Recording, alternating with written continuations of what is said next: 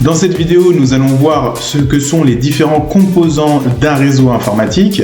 On va les voir par différentes catégories.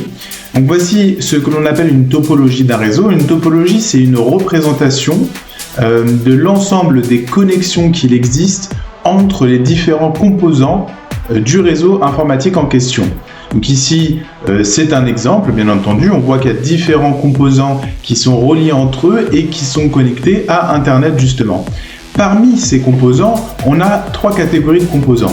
La première catégorie, c'est ce qu'on appelle les endpoints. Alors, en français, on appelle ça les périphériques les terminaux, les périphériques finaux, on appelle ça comme ça.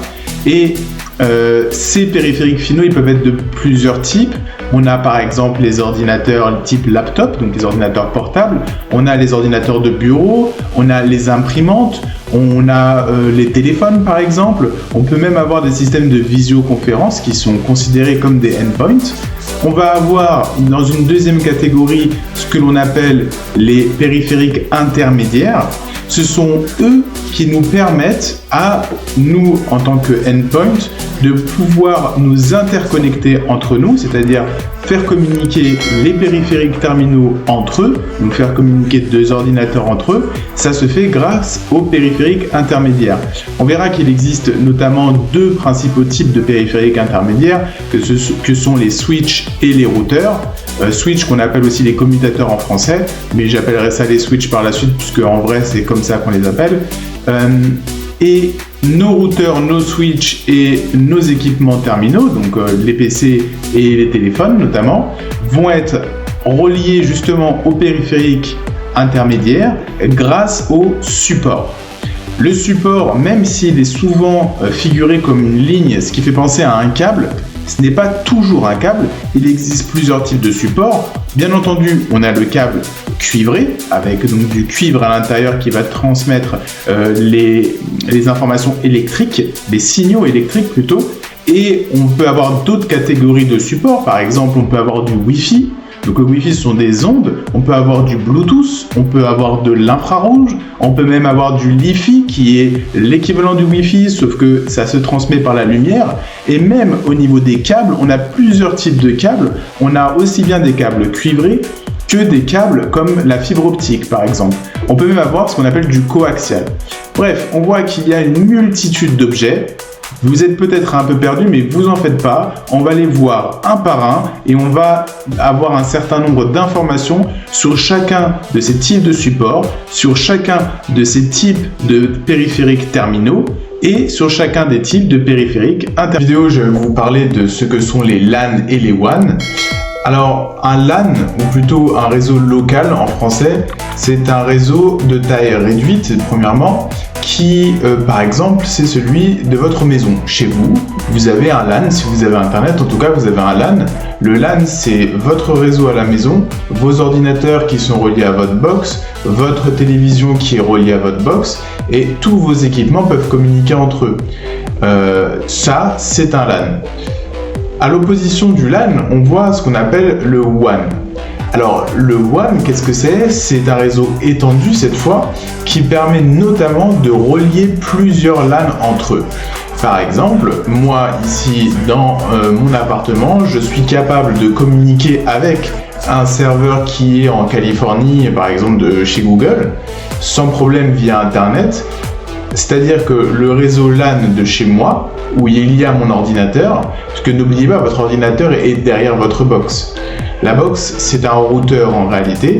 Donc mon ordinateur qui est chez moi, dans mon LAN, va communiquer à travers Internet, qui est le plus grand WAN existant. Donc c'est un réseau étendu. Il va passer à travers le WAN et arriver dans le LAN de chez Google, où se situe le serveur. Donc vraiment, ce qu'il faut retenir, c'est qu'un WAN, c'est un réseau étendu qui permet de relier plusieurs LAN entre eux, qui sont des réseaux locaux de taille réduite. Dans cette vidéo, je vais vous expliquer ce qu'est la fiabilité des réseaux. Alors la fiabilité des réseaux, c'est quelque chose d'extrêmement important à comprendre puisque c'est la pierre angulaire, la base de tout ce qu'on va voir par la suite et des raisons pour lesquelles on va mettre en place certaines technologies, certaines architectures et c'est extrêmement important de comprendre pourquoi est-ce qu'on a besoin d'utiliser ces fonctionnalités. Tout d'abord, un réseau fiable, c'est un réseau qui est tolérant aux pannes. Qu'est-ce que ça veut dire? Ça veut dire que si jamais un câble est arraché, si jamais un équipement se met à ne plus fonctionner correctement d'un coup, eh bien il faut que les utilisateurs qui sont dans l'infrastructure puissent continuer à avoir accès à leurs données, à Internet, à l'ensemble des applications dont ils ont besoin. Et ça, on va pouvoir le mettre en place notamment grâce à ce qu'on appelle de la redondance. Alors la redondance, c'est le fait de doubler un petit peu les équipements. Par exemple, au lieu de n'avoir qu'un seul routeur pour sortir du réseau local, eh bien on va pouvoir en mettre deux. Comme ça, si le premier tombe, le deuxième pourra prendre le relais. De la même manière, plutôt que de n'avoir qu'un câble qui relie l'ensemble du réseau au routeur, eh bien on va pouvoir mettre deux câbles au cas où justement celui-ci viendrait à tomber. Alors attention, il ne faut pas non plus aller dans l'excès, l'idée c'est pas de tout doubler tout le temps, mais au moins les éléments importants, les éléments critiques de notre infrastructure sont importants à doubler, notamment les routeurs. Dans un deuxième point, la fiabilité des réseaux, elle est notamment assurée par sa capacité d'évolutivité, c'est-à-dire que si jamais un jour on décide de rajouter de nouveaux utilisateurs ou carrément de rajouter un nouveau réseau à notre infrastructure existante, eh bien il faut pouvoir le faire sans avoir besoin de dégrader le service qui est déjà fourni aux utilisateurs actuels du réseau. Et donc c'est pour ça que d'un point de vue architecture, il faut toujours penser son infrastructure de manière à ce qu'elle puisse évoluer sans problème par la suite. Dans un troisième point, la qualité de service, c'est aussi quelque chose de fondamental. Pourquoi ? Parce que dans les infrastructures des organisations actuelles, on a en général ce que l'on appelle de la TOIP. Donc la TOIP, c'est le fait de pouvoir utiliser la téléphonie de la société via Internet. Ce qui fait qu'on va avoir la cohabitation dans notre réseau d'ordinateurs, qui vont être utilisés par les salariés, d'imprimantes, de serveurs et de téléphones. Et vous imaginez bien que les communications téléphoniques sont un petit peu plus importantes que le fait qu'un salarié veuille télécharger un document sur Internet. Puisque si votre directeur général est en communication et que ça n'arrête pas de couper, je ne suis pas sûr qu'il apprécierait. Donc on va mettre en place ce que l'on appelle de la qualité de service qui va nous permettre de prioriser certains types de trafic par rapport à d'autres. On va dire par exemple, eh bien, je veux que 75% du canal disponible pour les communications soit réservé uniquement pour le téléphone et les 25% restantes pour le reste des communications. Alors c'est un chiffre arbitraire en général, ce n'est pas toujours ce qu'on fait, mais l'idée c'est vraiment de réserver un certain nombre de ressources disponibles pour un type de trafic.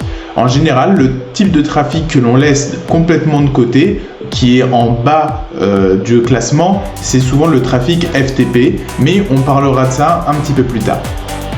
Le dernier point pour la fiabilité des réseaux, c'est la capacité à le sécuriser. Alors quand on parle de sécurité, c'est extrêmement large, mais la principale idée c'est de protéger nos données. Par exemple, ça peut être même des manipulations malencontreuses, c'est-à-dire vous n'avez pas fait exprès, vous avez supprimé un document important, eh bien on doit pouvoir le récupérer, mais il faut également penser aux attaquants potentiels et donc on va chercher à configurer nos équipements réseau de manière à ce qu'ils ne puissent pas être pris en main par un attaquant, donc en mettant notamment un nom d'utilisateur et un mot de passe, en réservant les accès à cet équipement uniquement aux adresses IP qui appartiennent aux membres de l'IT de la société. Enfin, on peut voir énormément de choses. D'ailleurs, on va les voir un petit peu plus tard dans ce cours.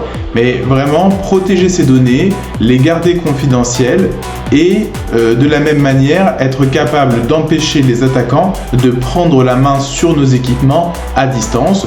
On va notamment utiliser ce qu'on appelle des firewalls, qui sont des pare-feux, qui vont nous permettre de protéger notre réseau des attaques frontales. Mais il y a d'autres types d'attaques qu'on verra ensemble un petit peu plus tard, notamment des attaques qui se passent depuis l'intérieur du réseau, auquel cas le pare-feu ne va pas forcément pouvoir nous permettre d'éviter ces attaques.